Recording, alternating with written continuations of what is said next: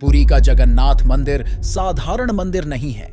यह अपनी भव्य वास्तुकला, प्राचीन अनुष्ठानों और सबसे खास बात, अपने देवताओं के अद्वितीय रूपों के लिए प्रसिद्ध है।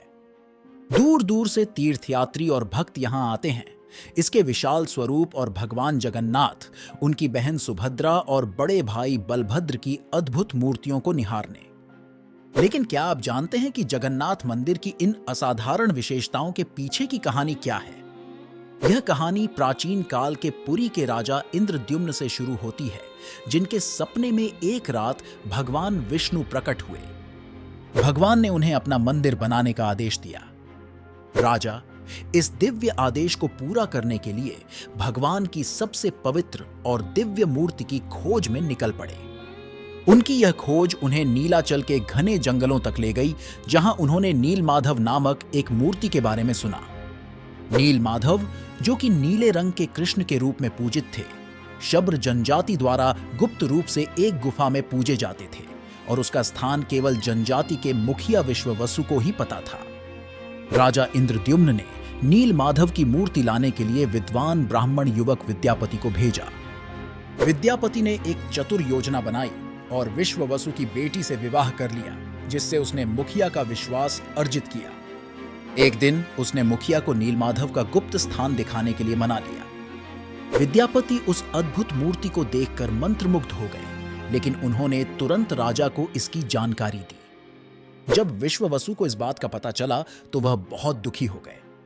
उनके दुख को देखते हुए नीलमाधव अदृश्य हो गए, लेकिन इसके पहले उन्होंने राजा को आश्वासन दिया कि समुद्र से एक दिव्य लकड़ी का लट्ठा तैरता हुआ आएगा, जिससे भगवान की नई मूर्ति का निर्माण किया जाएगा।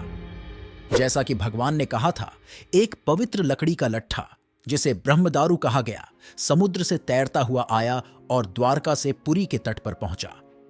लेकिन राजा के लोग उसे उठा नहीं सके, क्योंकि वह बहुत भारी था। केवल विश्ववसु, आदिवासी मुखिया, ही उस लकड़ी को उठा सके, जिससे एक बार फिर यह साबित हुआ कि शबर जनजाति और भगवान के बीच गहरा आध्यात्मिक संबंध था। अब जबकि वह पवित्र लट्ठा तैयार था, एक और चुनौती सामने आई, मूर्ति की नक्काशी। राजा ने देश के बेहतरीन मूर्तिकार बुलाए, लेकिन कोई भी उस पवित्र लकड़ी पर एक भी निशान नहीं बना सका। तभी एक रहस्यमय बूढ़ा व्यक्ति राजा के सामने प्रकट हुआ और उसने स्वयं को देवताओं के वास्तुकार विश्वकर्मा के रूप में प्रकट किया। उसने राजा को यह प्रस्ताव दिया कि वह भगवान की मूर्ति तराश सकता है, लेकिन एक शर्त रखी, उसे 21 दिनों तक बिना किसी बाधा के काम करना होगा। राजा ने सहमति जताई, लेकिन समय पूरा होने से पहले ही रानी गुंडीचा ने चिंता और जिज्ञासा के कारण दरवाजा खोल दिया।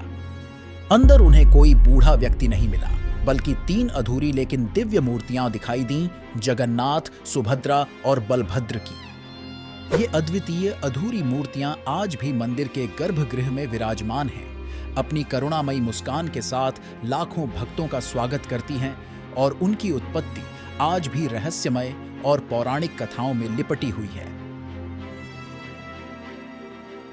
अगर आपको यह वीडियो पसंद आया हो तो इसे लाइक जरूर करें, और अगर आप ऐसी ही कुछ और दिलचस्प कहानियां सुनना चाहते हैं तो हमारे चैनल को सब्सक्राइब करना न भूलें।